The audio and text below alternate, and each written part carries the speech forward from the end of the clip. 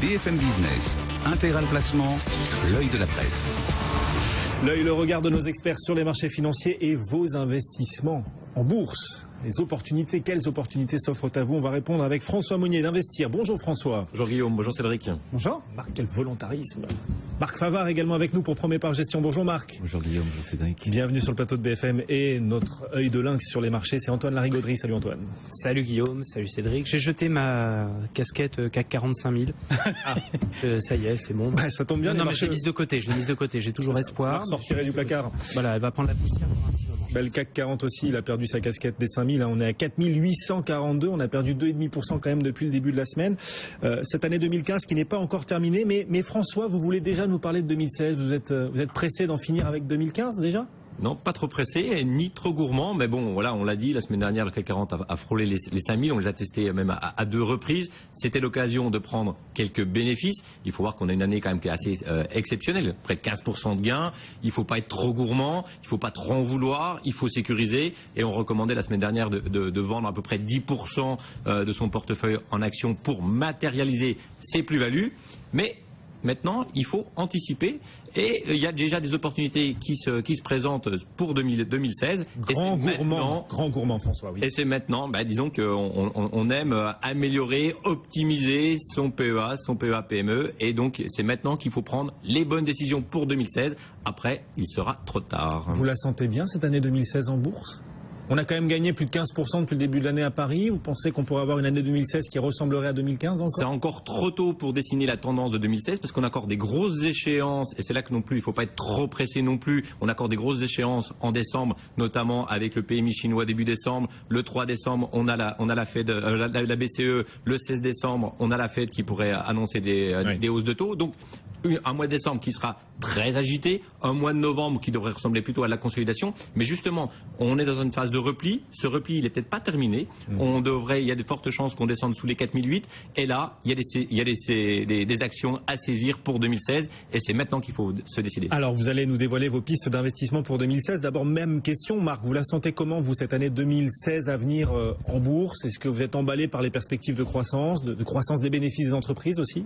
Alors, si on regarde un petit peu par rapport à ce qui s'est passé en 2015, en début 2015, on jouait beaucoup l'amélioration de l'économie réelle. L'économie réelle, c'est la publication de la croissance et la publication des bénéfices. Alors ça s'est plutôt bien démarré. Et la seconde partie de l'année 2015 a été plus difficile. Et ce qui a fait remonter les marchés, c'est l'interventionnisme fort des banquiers centraux. Donc pour 2016, les banquiers centraux, ils sont déjà là. C'est une histoire qu'on nous refait plusieurs fois.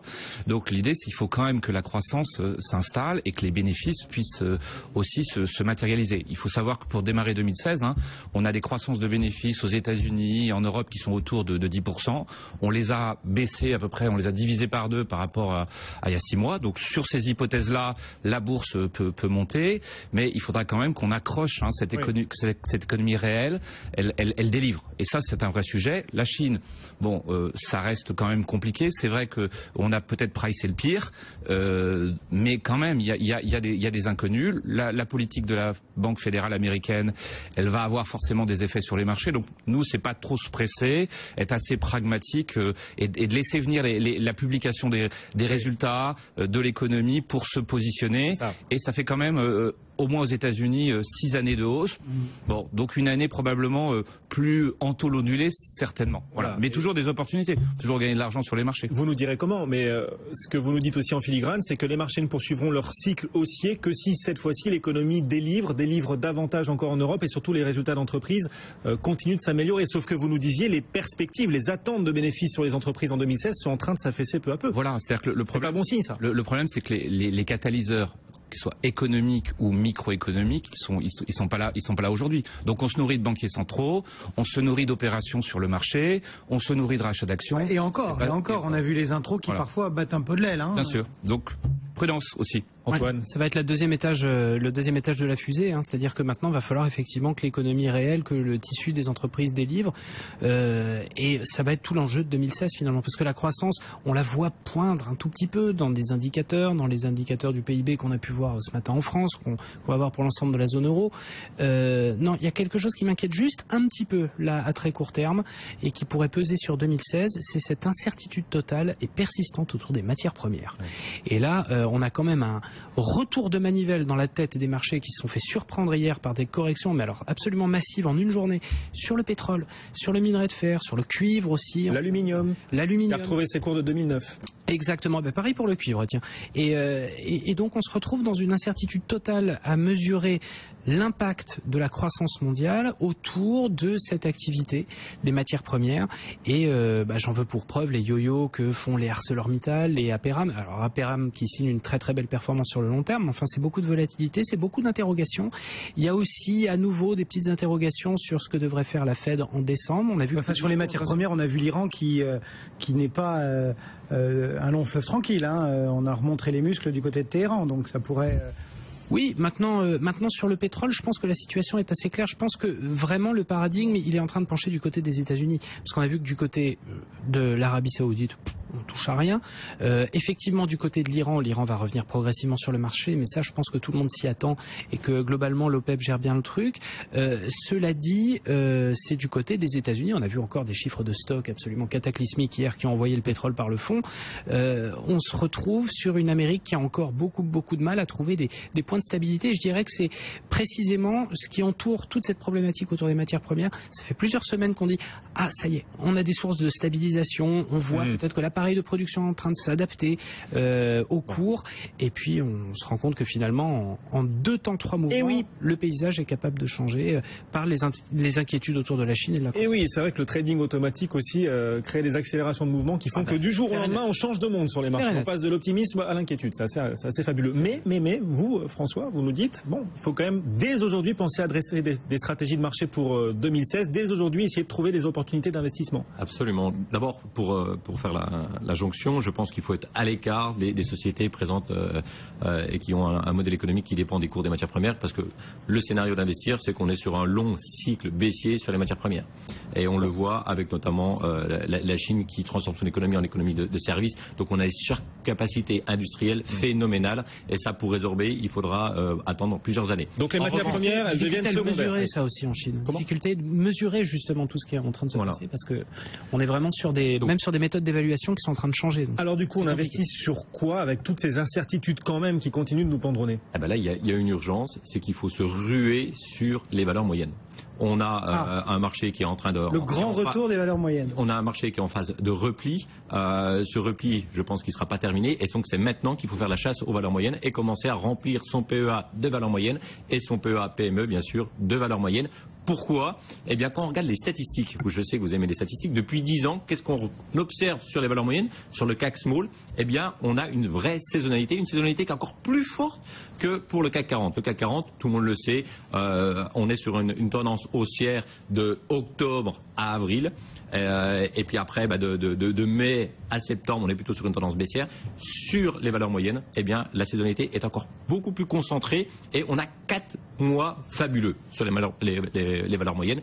Et les 4 meilleurs mois de l'année, eh bien, c'est tout simplement les 4 premiers mois de l'année.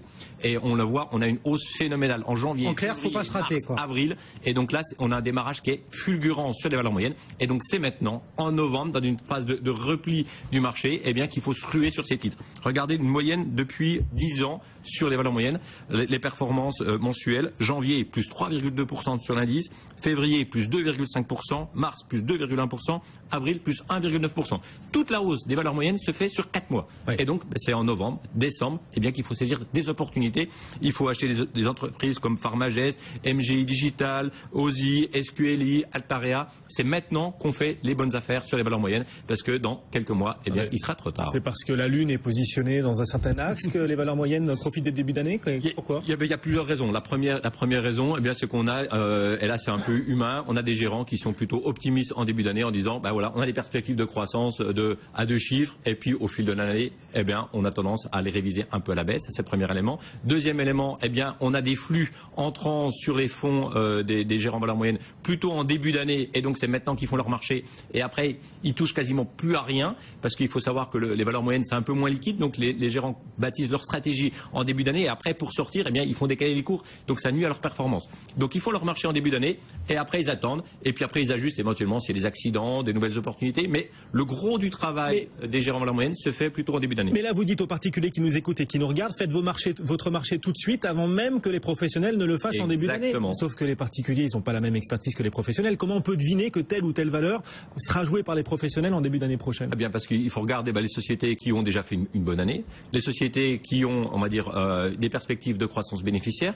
des sociétés qui ne dépendent pas trop des pays émergents, on en a parlé tout à l'heure. Ouais. Donc toutes les sociétés valeurs moyennes qui dépendent des cours des matières premières, eh bien là, il faut plutôt éviter. Donc on achète de la visibilité, on achète plutôt un bon management, un management qui n'a pas changé. Et là, pour un particulier, c'est plus facile que pour une grande valeur pour détecter, parce qu'on a un patron qui incarne bien l'entreprise. C'est un patron, généralement, ça peut être souvent une entreprise familiale. Donc on a un vrai tracking record qui est important.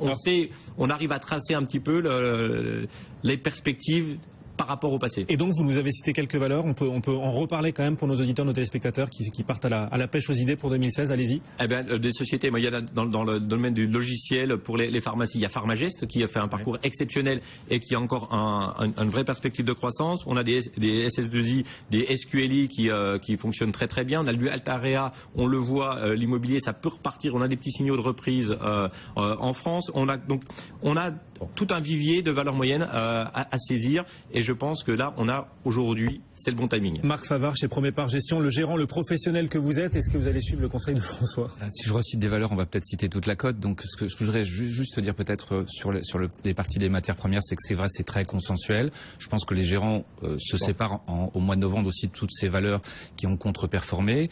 Mais il ne faut pas oublier que si on veut quand même un scénario de croissance positif, c'est que tout ne va pas s'écrouler et que les matières premières ne vont quand même pas s'écrouler.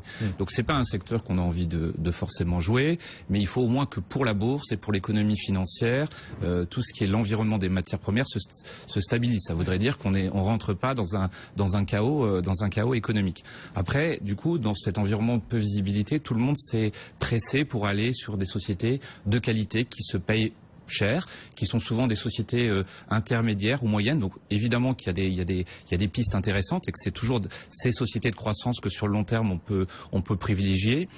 Mais il y a aussi un débat dans la thématique croissance-value. La thématique croissance, c'est une forme de visibilité, on profite d'un environnement de taux bas, et là il y a eu pléthore de valeurs qui ont bien fonctionné et qu'on connaît bien. Peut-être que l'année prochaine, si on veut, parce que je pense que ça va être une année aussi de sélection de titres, dans la thématique société. C'est quoi une société value?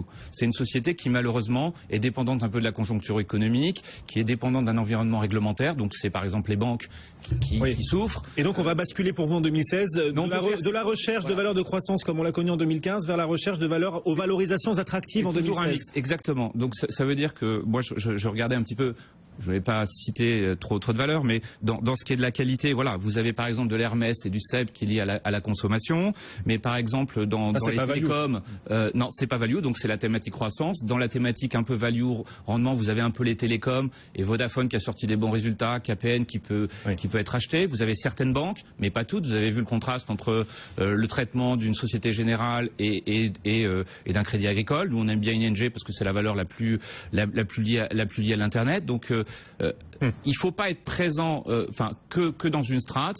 Oui, les valeurs moyennes, petites valeurs fonctionnent bien dans ces périodes-là, et je pense que les valeurs, ces thématiques croissance value, il y a de la place. La santé, c'est plutôt cher d'ailleurs aussi. Ouais, c'est vrai que ça a été depuis 2 ans, on parle que de santé. Antoine, qu'est-ce qui vous fait rêver vous pour 2016? Alors moi, sur les PME, sur les valeurs moyennes, c'est vrai qu'il faut être extrêmement sélectif parce qu'il y a un petit peu de tout. C'est vrai que j'aurais tendance à regarder un petit peu ce que ça donne du côté de la consommation. C'est vrai que j'ai parlé de Bonduel une fois, ou de Fleury Michon, des valeurs comme ça. C'est vrai que j'ai tendance à bien aimer. Mais sinon, sur les grosses capitalisations, et on en parlait, c'est vrai qu'il faut peut-être pas complètement jeter le bébé avec l'eau du bain en ce qui concerne l'énergie.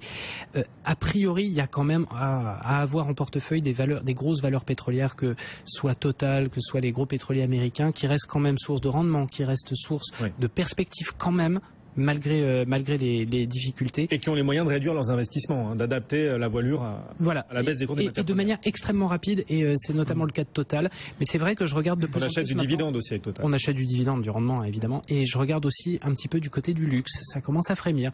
Et même si c'est des valeurs chères, c'est vrai que c'est une valeur comme Hermès par exemple, une valeur très très intéressante, je trouve. Plein d'idées pour nos 3 intervenants. Et pour vous qui nous écoutez, qui cherchez peut-être d'ores et déjà vos idées pour 2016, pour gagner en bourse en 2016. Merci beaucoup. beaucoup. Vous restez avec nous. On va répondre aux questions de nos téléspectateurs tout à l'heure, dans une heure, ça marche? Avec plaisir. Eh bien super, donc envoyez-nous vos questions sur notre site bfmbusiness.com et nos 3 experts vous répondront en direct sur BFM Business.